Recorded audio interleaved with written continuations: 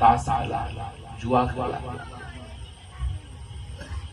বলে এতে তো তোমার ধর্ম তো নষ্ট হয় এবং তোমার সংসারও নষ্ট হয়। কেন এর কারণে জুয়া খেলে কি সংসারের উন্নতি হয়? কেউ জুয়া খেলে সংসারে অনেক উন্নতি করেছে আজ পর্যন্ত কোনো দেখা যায় না।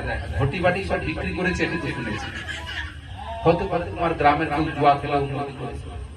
জুয়া খেলে যারা উন্নতি করে তারা কিন্তু 60টা পার্টি যারা তাদের উন্নতি।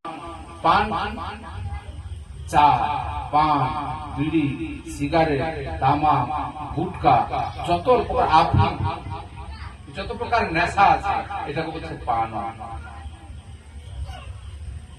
এখন পরীক্ষা মহারাজ প্রশ্ন করে দিয়েছেন, বলছে প্রভু এগুলো খেলে এগুলো ধর্ম নাশ হবে কেন? হরিনাম করবো, এগুলো ধর্ম নাশ। বলেছে না, যেটা ওটা খেলে তোমার শরীরে কোনো উপকার হয়। আচ্ছা আমি আমার সপোজ একটা কথাই বলি যে তোমার ধর্ম যখন তুমি যাজন করতে লাগবে না, পরে ধর্ম হবে। আমি চিন্তা করতে পারি যে পান খেয়ে, বিড়ি খেয়ে, সিগারেট খেয়ে, মদ খেয়ে, গাঁজা খেয়ে এতে তোমার শরীরের কোন প্রোটিন আছে বলুন? এটা নেই। হ্যাঁ, জ্ঞানকে নষ্ট করে দেয় মদ। আপনি সিগারেট খাচ্ছেন, ধূমপান করেন, ধূমপান এতে শরীরের কোনো উপকার হয় না। কেন? যদি উপকার হতো, যখন ক্যান্সার হতো ডাক্তারকে বলতো আপনি কি ধূমপান করেন? বলে হ্যাঁ, বলে ওটাকে ছাড়তে হবে। তার মানে কি যে ক্যান্সারটা যে জার্মটা ওর ভিতর থেকে তোমার শরীরের মধ্যে এসেছে, এখন তুমি ওটা খেলে ওটা বাড়তে হবে, ওটাকে পরিত্যাগ করতে হবে। তাহলে ডাক্তার আপনাকে বললো, এখন আপনি ছাড়তে পারলেন না।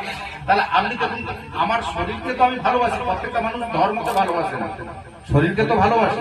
তাহলে শরীর ধূমপানে হয়তো 50 টাকা চলে যায় খরচ, আমি সাপোজ ধর্ম না। তাহলে ধূমপানে যদি আপনার 50 টাকা যদি খরচ হয়, তারপরে আপনি প্রতিদিন যদি 50 টাকা করে যায়, তাহলে মাসে কত যাচ্ছে? 1,500 টাকা। বছরে কত যাচ্ছে? 18,000 টাকা।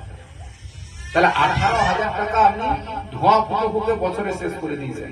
যদি আপনি সংসারকে ভালোবাসেন, ওই 18,000 টাকা বছরে যদি আপনি একটা কোন রকম একটা LIC বা কোনো ব্যাংকে খাতে, আর ওই 2 লাখ টাকা হলে সরকারকে বাড়ি দেওয়ার জন্য টাকা চাইতে হতো না, তোমার ঘরটা তুমি নিজে করতে পারবে। তুমি ভালোবাসো তোমার সংসারকে। সংসারকে যদি কেউ ভালোবাসে, সে জীবনে কোনোদিন ধূমপান করা উচিত না তার। ওই ধূমপানের পয়সায় তার বাড়ি বাড়ি। হিসাবটা আমি দিয়ে গেলাম, পরে আমরা মিলে নেবেন। যদি না হয় কাল সকালবেলা ধরুন, আজকে রাত্রেবেলা চিন্তা করবেন মহারাজ কিরকম ভাবে কথাগুলো হিসাবগুলো দিল। ভুল হিসাব তো আমিও তো দিতে পারি। কাল সকালবেলা এসে আমাকে ধরবেন ভালো যে মহারাজ কেমন করে হিসাব দিলেন, 10 বছর বিড়ি না খেলে 2 লাখ টাকা হবে, আর 2 লাখ টাকার বাড়ি হবে। আরে সরকার তো 2 লাখ টাকার বাড়ি করে দিচ্ছে, একটা রুম আর একটা বাথরুম নাকি করে দিচ্ছে 2 লাখ টাকা। আরো তারা তো নেতা